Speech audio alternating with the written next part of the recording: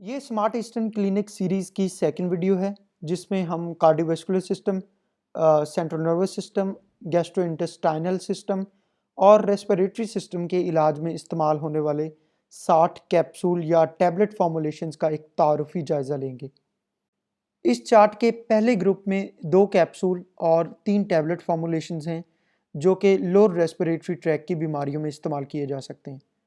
इनमें सबसे पहले पल्म ईजी केयर कैप्सूल जो कि दमा और सांस के फूल जाने के अलामात में इस्तेमाल करवाया जा सकता है। फिर कॉफिक्स केयर कैप्सूल जिसे खांसी के साथ नज़ला ज़ुकाम और गले की खराश में इस्तेमाल करवाया जा सकता है। फिर कुर्से सदर जिसे दमा और तिप दिक के मरीज़ों में फेफड़ों को कुव्वत देने के लिए इस्तेमाल करवाया जा सकता है।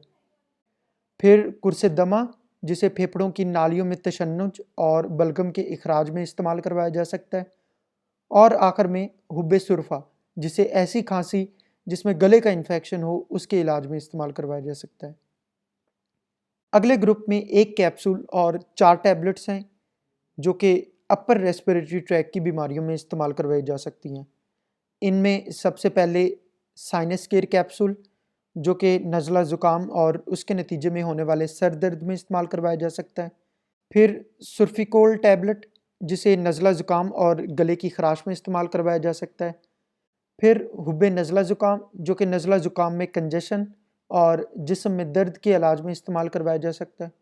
फिर हुब्बे बहतुल सौत जो कि नाम से ज़ाहिर है कि नज़ला ज़ुकाम और खांसी के बायस आवाज़ के बैठ जाने में इस्तेमाल करवाया जा सकता है।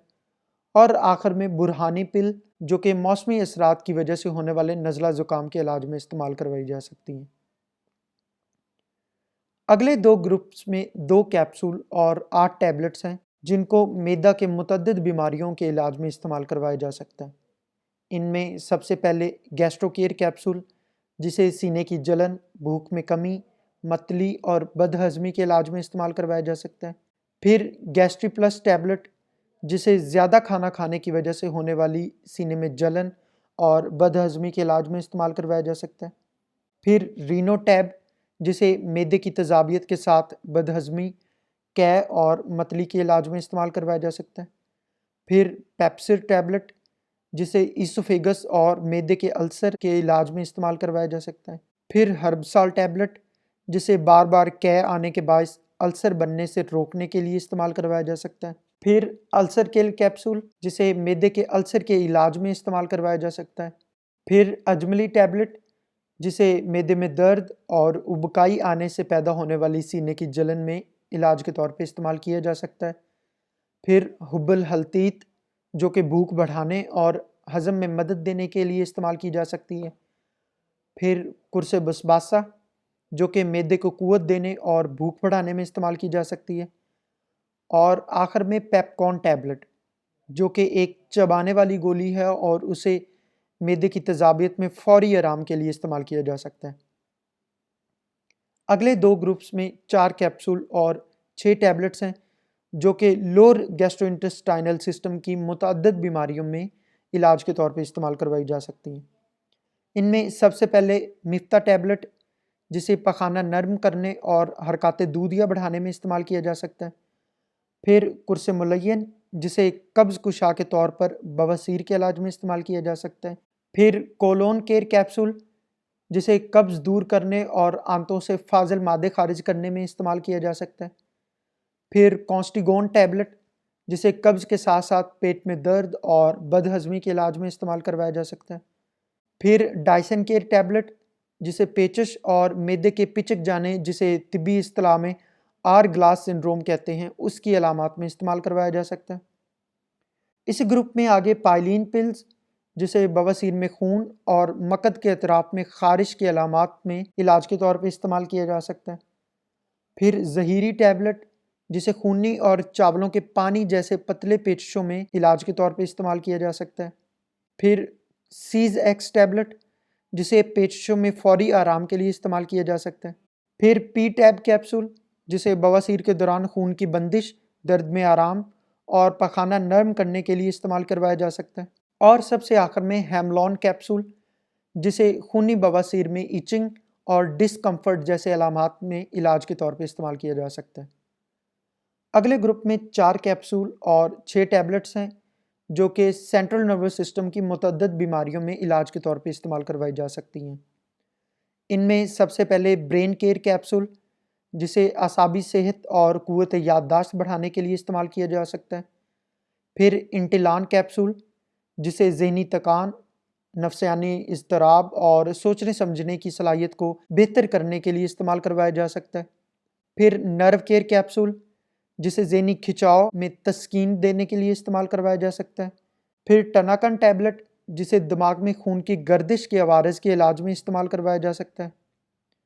پھر ایمیڈپ ٹیبلٹ، جسے ذہنی پریشانی کی وجہ سے ہونے والے بلڈ پریشر میں علاج کے طور پہ استعمال کروایا جا سکتا ہے۔ اور اسی لائن آف ٹریٹمنٹ کو فیملی فزیشنز بلڈ پریشر کم کرنے کے لیے فرسٹ لائن آف ٹریٹمنٹ بھی تصور کرتے ہیں۔ اسی گروپ میں آگے وائٹیکس ٹیبلٹ، جسے ذہنی اضطراب میں موڈ کو بہتر کرنے کے لیے استعمال کروایا جا سکتا ہے۔ پھر میموفٹ ٹیبلٹ، جسے سر چکرانا اور کانوں میں گھنٹی بجنے جیسی علامات میں استعمال کروایا جا سکتا ہے۔ پھر ایمیریکس کیپسول، جسے نیند کے قدرتی دورانیہ کو بحال کرنے، جو کہ خاص طور پر ہوائی سفر کرنے کے بعد ہونے والی نیند کی تبدیلیوں میں استعمال کروایا جا سکتا ہے۔ پھر حب IRH، جسے دائمی سر درد یا مالخولیا کی علامات میں استعمال کروایا جا سکتا ہے۔ اور آخر میں قرص نقرہ مرکب، جسے قوت یادداشت بڑھانے، ذہنی خلل اور ذہنی تکان کو دور کرنے میں استعمال کروایا جا سکتا ہے۔ اگلے گروپ میں 3 کیپسول اور 7 ٹیبلٹس ہیں جو کہ کارڈیوویسکولر سسٹم کی مختلف بیماریوں میں استعمال کروائی جا سکتی ہیں۔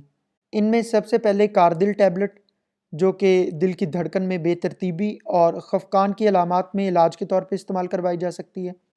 پھر شفائی ٹیبلٹ، جسے بلند فشار دم اور ذہنی ہیجان کی علامات میں استعمال کروایا جا سکتا ہے۔ پھر گارلینا ٹیبلٹ، جسے کولیسٹرول کی مقدار بڑھ جانے کی وجہ سے شریانوں میں تنگی اور بلڈ پریشر بڑھنے کی علامات میں علاج کے طور پہ استعمال کروایا جا سکتا ہے۔ پھر کولس کیئر کیپسول، جسے کولیسٹرول کو کم کرنے میں استعمال کروایا جا سکتا ہے۔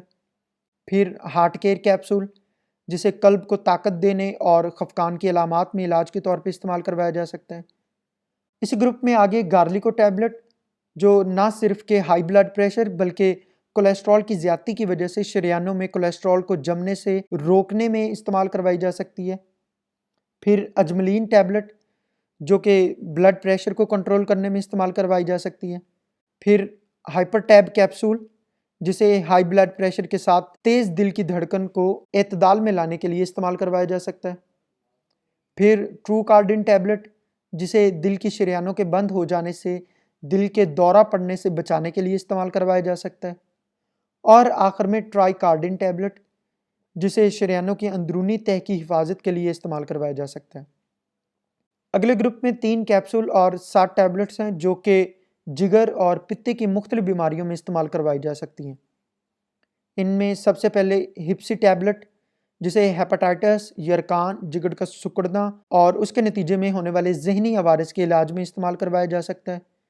پھر لیو پرو 100، جو کہ جگر کو مختلف قسم کے ٹاکسن سے بچانے اور انرجائز کرنے کے لیے استعمال کروایا جا سکتا ہے۔ پھر MTE کیپسول، جو کہ اینٹی آکسیڈنٹ کے طور پر جگر کو فری ریڈیکل سے ہونے والے نقصان سے بچاؤ میں استعمال کروایا جا سکتا ہے۔ پھر سلور ٹیبلٹ، جو کہ یرکان، ہیپاٹائٹس اور جگر کے سکڑنے میں مختلف دیگر ادویات کے ہمراہ استعمال کروائی جا سکتی ہے۔ پھر لیوون ٹیبلٹ، جسے مزمن اور حاد امراض جگر میں علاج کے طور پہ استعمال کروایا جا سکتا ہے۔ اسی گروپ میں آگے لیور کیئر کیپسول، جسے امراض جگر میں ٹونک کے طور پہ استعمال کیا جا سکتا ہے۔ پھر ایکٹرین ٹیبلٹ، جسے امراض جگر میں دائیں جانب نچلی پسلیوں کے نیچے درد، قے، متلی اور یرکان جیسی علامات میں علاج کے طور پہ استعمال کروایا جا سکتا ہے۔ پھر بونجگر کیپسول، جسے ہیپاٹائٹس B C اور دائمی امراض جگر میں استعمال کروایا جا سکتا ہے۔ پھر ہیپاٹولک کیپسول، جسے ہیپاٹائٹس B C کے ساتھ بھوک نہ لگنا اور جگر کے افعال کے متاثر ہونے پر علاج کے طور پہ استعمال کروایا جا سکتا ہے۔ اور اس چارٹ میں آخری ٹیبلٹ لائیو ٹیب ٹیبلٹ، جسے جگر کی مختلف انفیکشس ڈیزیزز میں ٹونک اور علاج کے لیے استعمال کیا جا سکتا ہے۔ اگلی ویڈیو میں ہم اسی طرح میل ریپروڈکٹیو سسٹم، مسکولوسکیلیٹل سسٹم اور یورینری سسٹم کی بیماریوں کے علاج میں استعمال ہونے والی 60 ٹیبلٹ یا کیپسول فارمولیشنز کا ایک انٹروڈکٹری جائزہ لیں گے۔ تب تک کے لیے اللہ حافظ۔